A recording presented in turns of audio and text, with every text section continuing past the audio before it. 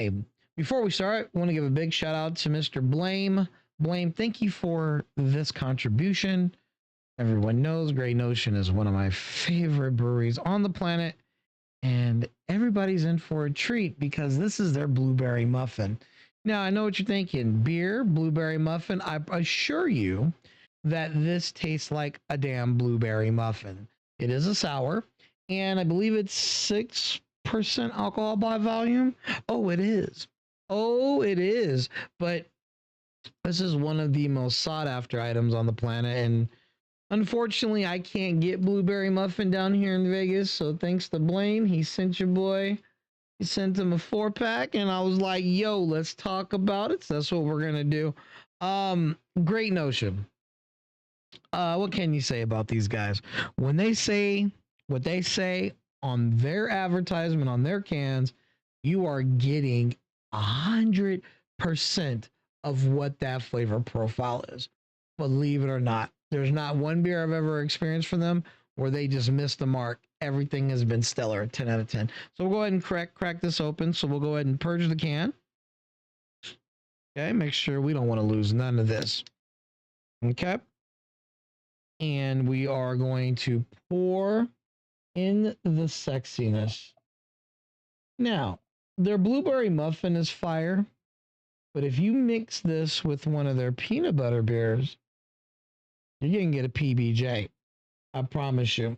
Or any of their different fruity sours, it pairs very well with their peanut butter beers. I assure you, it is like mad crazy how it works. It really is. Because even from where I'm sitting, the fragrance of like blueberries as a compote and the sweetness of the muffin, right? And almost to me, it smells like a honey glazed, not a bran muffin per se, but like an actual blueberry cornbready muffin, something like that, right? That cakey kind. That's what it smells like, right? I don't even got to touch it. It's what it smells like an arm's length away. That's an arm's length away, and I'm wafting, and I could smell it. It smells like good morning. It smells like the muffin, the pastry, if you will, right? So let's indulge. Oh, ascorbic acid is right there. It's got a nice, great amount or good amount, whatever you want to call, of that citric acid, right? That sour, that pungent.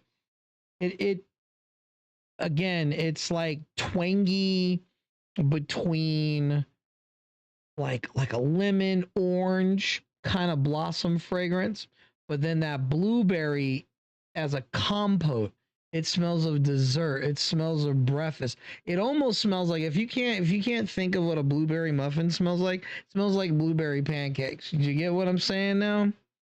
And it smells just phenomenal. Like this is the type of fragrance you wish they would bottle up and put in candles, some sort of sweet fragrance and lotions.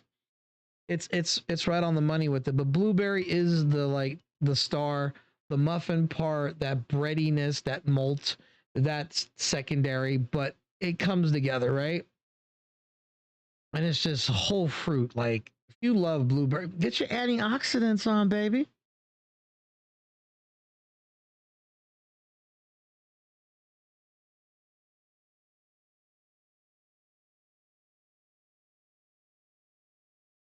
It is thirst quenching. It's crushable. Like you want to kill it, but you don't, right? So right now, normally I don't have like my beers, especially microbreweries, right? And craft beers, things like that. Macros, like your like namesake household name beers, I'll drink those ice cold, right? Because that's what they're for. But when it comes to craft beers or anything from a microbrewery, you want them to bloom. You want them to get room temperature, which means knock that extremely cold off. So that way you can really taste its complexities. So, but with Great Notion, you can have it cold and you're still going to get everything that it says. But I'm telling you, you never want to miss out on a Great Notion without letting it get to room temperature, knock that ice chill off, have a nice glass that's been rinsed with cold water. That's plenty. And I mean, you're going to get every nuance that they're really talking about. I know I'm kind of dragging this out, but I mean, a beer like this deserves to be talked about. I mean, find me another beer that you wouldn't be head over heels for and want to talk about being ecstatic for its complexity. It is what it is, right? You're like, it's got quality. It's it's flavorful. It's got a great mouthfeel. If you're in the sours, it's right there. It's not a beginner, but it's not extreme. It's tart, it puckers, but it works well with blueberry, if you get what I'm saying. And the muffin part, man, you're either going to get the muffin or the pancake. Either way, it is out of this world. These are one of those beers that you should try before you die. It should be on that list.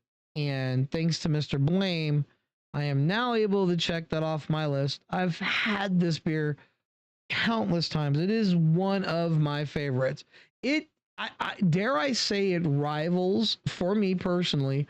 There's one other beer that I go completely like over the hill for, and that would be the brewery's Black Tuesday of any year, any vintage. Black Tuesday's like up there, and this is next to it. If I had to make a choice of drinking this or Black Tuesday for the rest of my life, that would be one of the hardest decisions I would ever have to face, and that would be tough. That's tough, and that says a lot for a beer where one is extremely high ABV and one is low ABV. But we're talking about quality, how it makes you feel. Is it exactly what they say it is? And I'm telling you now, I'm putting my reputation on it. If this don't taste like blueberry muffins to you, outside of a sour beer. So don't be one of those people, well, it tastes like a beer, and no, you know what I'm talking about. Are they projecting what they're selling? 100%, 10 out of 10. Blaine, thank you very much. And this video actually means a lot to me. So cheers to you guys, and cheers to you, Mr. Blaine. You guys have a good one.